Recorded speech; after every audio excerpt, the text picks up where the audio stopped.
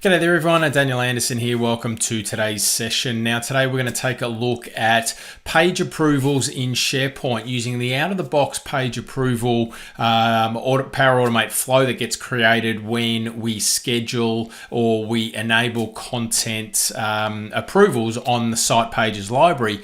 But we're going to go over and above that. We're going to actually create a custom page approval process because a lot of times there are users that create content that we don't want to be subject to going through approvals. So we're going to customize the out-of-the-box workflow or Power Automate flow that gets created when we enable this feature to just circumvent that page approval process for certain people. And we're going to learn how we do that. So let's go through here and just kick things off. So we're in a SharePoint communication site. It's basic, it's simple, and it's a fresh site. So the first thing that we need to do to enable page approvals is actually enable the content approval on the site pages library. So we're going to go into site content and we'll enable that first. So jump into site pages and then we'll go to the settings of the site pages library.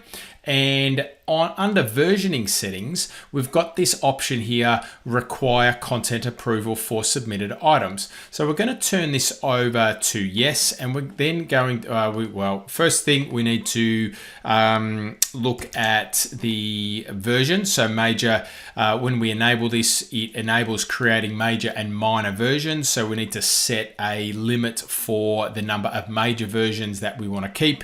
And we can also do the same thing for the draft version. So we might just put these in here. We can set these other draft item security if we wanted to as well. And let's click OK. So now that we've got that all set, what we can do now is look at the page approvals. All right. So let's first of all, let's create a new page. So let's have a look at this experience. So under site pages, let's just go test page, and you can see on the top right hand corner that we've got this option here to submit for approval. Now we want to do our own custom approval process. So what we're going to do first is we're going to create the out-of-the-box workflow that does this process. So in the site pages library, I've just changed the view here to all pages, and under the automate section here under Power Automate, we've got this ability now to configure page approval flow. So when we click on that, it's going to start kicking off the process. Right hand side, we've got the configure page approval panel that slides out. Let's go ahead and create this flow. Now what this is actually doing is creating this Power Automate flow under the account of this logged in user. So we're going to jump into that in just a second. You can see here that we're organizing all of our connections. It's all done, and we will continue. We get to now create the flow name. So I'm just going to leave it as the default, and here we can order or where the approvals are going to go to. So I am just going to set Megan as the page or the approver for this particular site, and let's just create this approval flow. Now, what we're going to do now is that's now been created. Let's just jump into Power Automate. So I've got this open here. I'm just going to refresh this page and let's have a look at that newly created flow. You can see under Cloud Flows, under My Flow, I've got this option here now, Submit SharePoint Page for Approval. And that's created as a workflow where I can now go ahead and configure or update or change or extend or customize that page has been created by. And if it has been created by, in this case, Megan, I'm going to then just auto approve that. So we don't need to go through that approval process. So we can see here, now I'm just going to delete this, remove this action here because I don't want to send a notification, but you can see for a selected item in that site, in that library, we then enter into a scope. We then get the file properties automatically, right? So this has all been set automatically. All the settings and everything like that are there. We've got the get file metadata, and then here is automatically and by default is where the content approval status is being set. So it's being submitted. Okay. Now the approval process here is going to that particular user. And then there's a condition. So if it's approved, we set the approval status to approve. If it's not, we set the approval status to rejected. Now that's all done out of the box. It's all built and functional and operational for us there. Now, where we want to sort of interject here is at this point here. So I don't want, if it's been authored or created by Megan, I don't want it to set to pending. That's where we want to create our an additional condition here. So I'm going to click the plus button. I'm going to add an action. And I'm going to create another condition action here. So if Megan is the author, then we're not going to go through that process. So here is where I want to search for created by, and I want the email address of the user. Okay, so here created by is equal to, let me just grab Megan's email address here and we'll pop that into the flow and we'll go .onmicrosoft.com like that. So let's just rename this. So let's go check author and we'll name it so it's easier for us to see what this is doing. So this is going to check the author. If it is Megan, then what we're going to do is we're going to set the approval status. So set content approval status to submitted. So site address we want, now this may, yes it does come up, there it is. The library name is site pages. Now the ID we're going to get from one of the actions above. So for a selected item, we're going to pass in the ID. The action is going to be submit at this point. Okay, now we need to pass in the E tag as well, which is for files. So let's just look for that in the dynamic content, and that's, I've typed that in the wrong spot. So let's just remove this. Okay, so the first thing we're going to do is submit. So let's just go change this to submit, and the next one we're just going to automatically approve it. All right, so let's go to set content approval status. So we'll add another one of these in, site address, we'll pass in the site, we'll select the library, we'll again pass in the ID, which is from this for a selected item. Now this action is going to be approve. Okay, so we've submitted it. If it's Megan, we've submitted it and then we've auto approved it. And again, we're just going to set the E tag for here. Actually, we're not going to use that one. We're going to choose a different one, which is get file metadata. And there we go. Okay. Now we need to move all of these up into the no section. So we're just going to drag and drop up to here. We'll drag this one up under here and we'll drag this entire conditional branch up to there.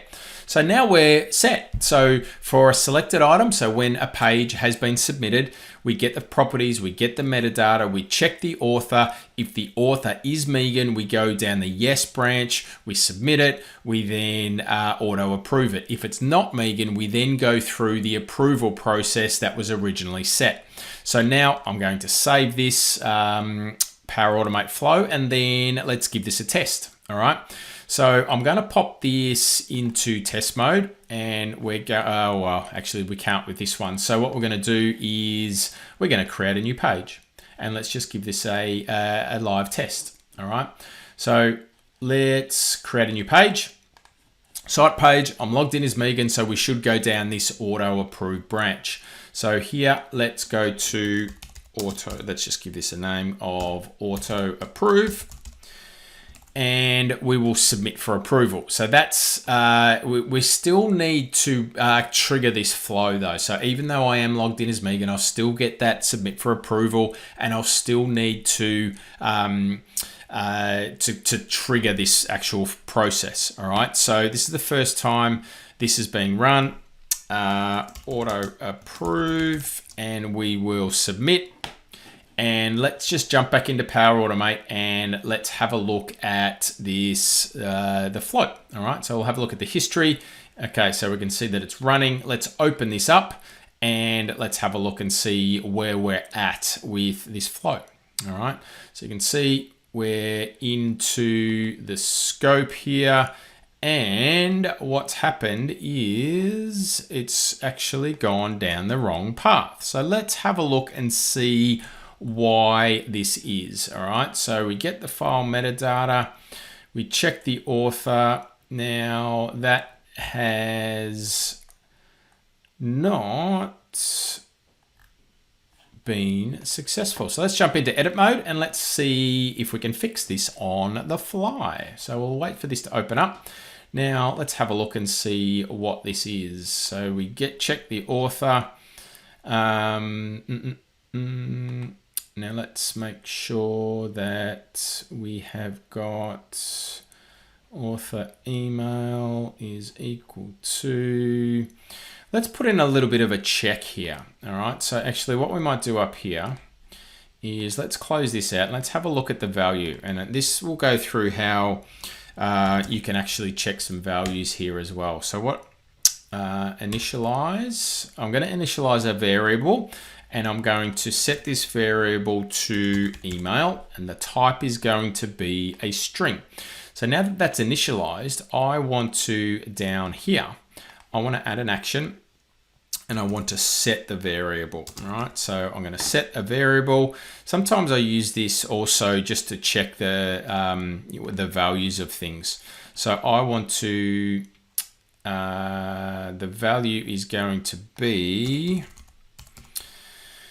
created by email. So let's have a look and see what we get. So I'm going to save this. Now that we've run this, we can actually use the test button here.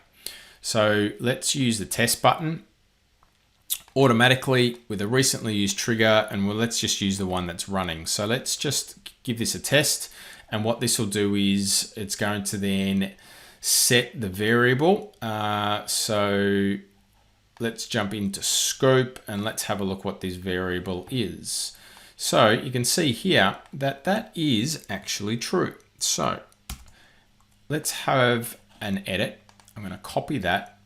I am going to change this and I'm going to paste this, could be the case sensitive. So I'm now going to save. And what we will have now though is two running flows. So let's give this a test. Recently used trigger.